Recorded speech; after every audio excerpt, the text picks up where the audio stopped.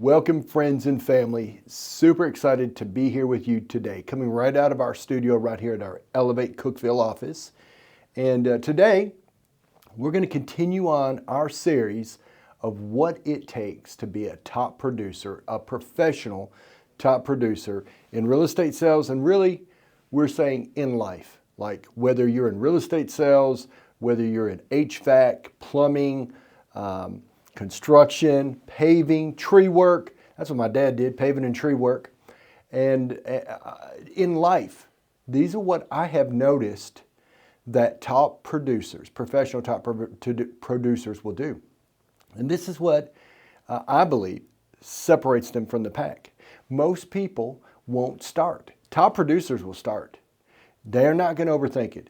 Hey, this is a good thought to go along with that. You've not got to be great to start, but you got to start to be great, right? And so most people that I see that are top producers, they're good starters. They'll start, they'll initiate. Why do you think so many people hold back from starting? I think that one of those reasons might be because they're fearful, because they don't want to, maybe their ego's a little too big. They don't want to look silly. They're scared of failure, embarrassed. Maybe sometimes they just feel overwhelmed, right? You've heard that saying before, inch by inch, it's a cinch. By the yard, it's hard. So that thought has always helped me. I want to take you back to a long time ago. I've now been a licensed real estate agent for almost 20 years. I got my license in December of 2005. And here we are in end of June 2025. So nearly 20 years, about 2 decades ago. And one I'll never forget, when I was out seal coating driveways. It was at the very end of the year, and I bumped into BJ Brown. By this time, I had learned that if you knock on a real estate door's office, parking lot, agents, that you might not just get that parking lot or their job, but they might refer you to other people. So it's the very end of the year. I stopped and knocked in Crossville. I'm working out there. We're at the end of the year. Job's finished. I got some more sealer, and I knock on BJ Brown's brokerage in Cumberland County. I said, I went in and introduced myself, asked if I could talk to the owner. BJ was kind enough to come out. We took a look at his driveway. BJ, I've got a little more sealer in here. I could go ahead and do a great job for you at this price. And you know what? I don't even remember if I got to seal that parking lot or not, but I'll never forget BJ. He sold me. He said, hey, I'm looking for a great agent to go work that Sparta market for me. I think you'd be a great guy at it. And so I didn't think about it long. I went and got my real estate license. And in December 2005, I got started, not knowing that 6, 7, and 8 were right around the corner, which was probably 3 of the 4 or 5 years of just tough real estate sales. It was really a hard time to get started. But guys, this is what I'm going to say. I want to tell you another story. I remember the first listing I ever took outside of the county I grew up in, White County. I was in Warren County, and they called me out there to list a home. I'd only been licensed at this time, maybe a year or two. I honestly don't remember, but I hadn't been long. Average real estate agent last year sold 2 deals or less. 74% of all real estate agents sold 2 deals or less last year. This year, right now, the NAR statistics are showing that 70% of all real estate agents have not even sold a deal this year, have not sold one piece of property.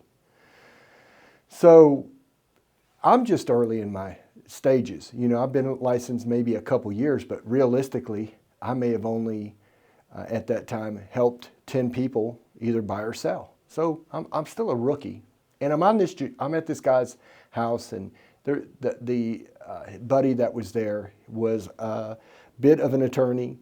He had a very eye for detail person, and we're listing their home, and we're going through the listing paperwork, and I'm fumbling through it. Like, that's not a strength of mine. I'm fumbling through it. And this guy just starts drilling me, asking me the toughest questions, which today would not be tough, but that day it was. I didn't know how to answer properly. I fumbled through it. I remember I start sweating right there at the table. I'm thinking, oh, they're all going to think the worst of me. And I go through that process, and I realize that, I have to get tougher. I have to get better. This ain't going to work. But you know what?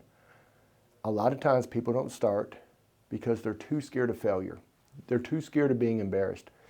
Look, it was a blessing. I look back at that time and think, hey, that was a great story to be able to tell my kids or tell other people years later, because the cool thing is that I did start. Yeah, maybe I stalled, maybe I stumbled, maybe I fumbled, but I started.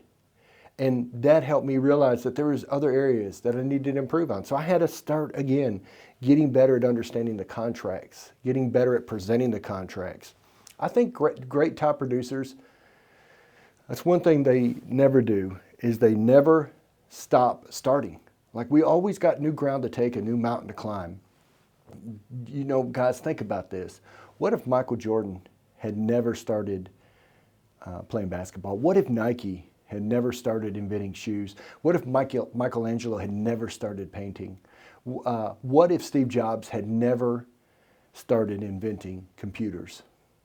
And Elon Musk starting electronic vehicles. Trump starting Trump Towers. Guys, if these folks would have never started, what type of world would we be in today? And so how about you?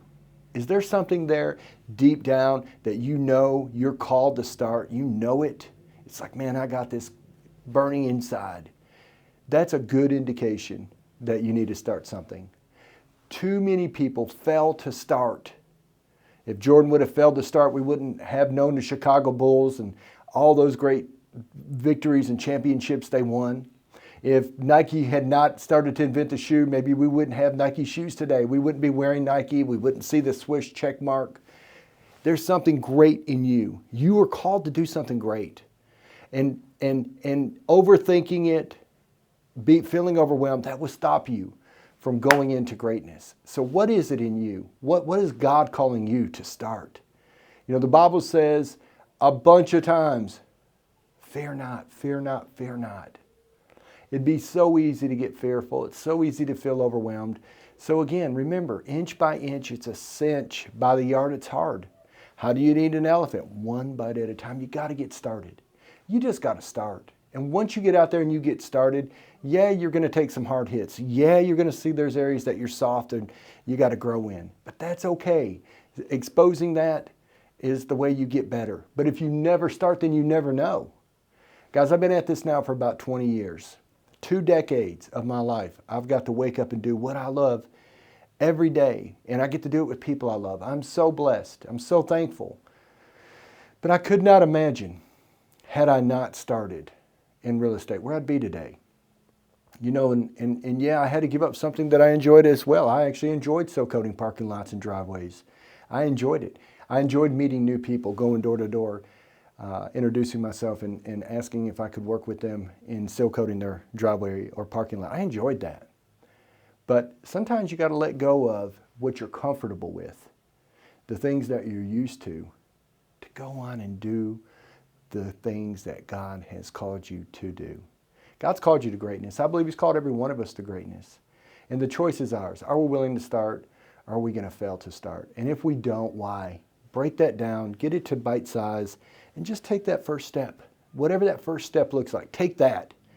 And then take the next step. And before long, the journey of 1,000 miles starts with one step. You've not got to be great to start, but you got to start to be great.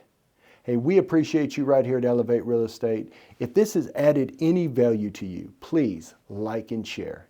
Thank you.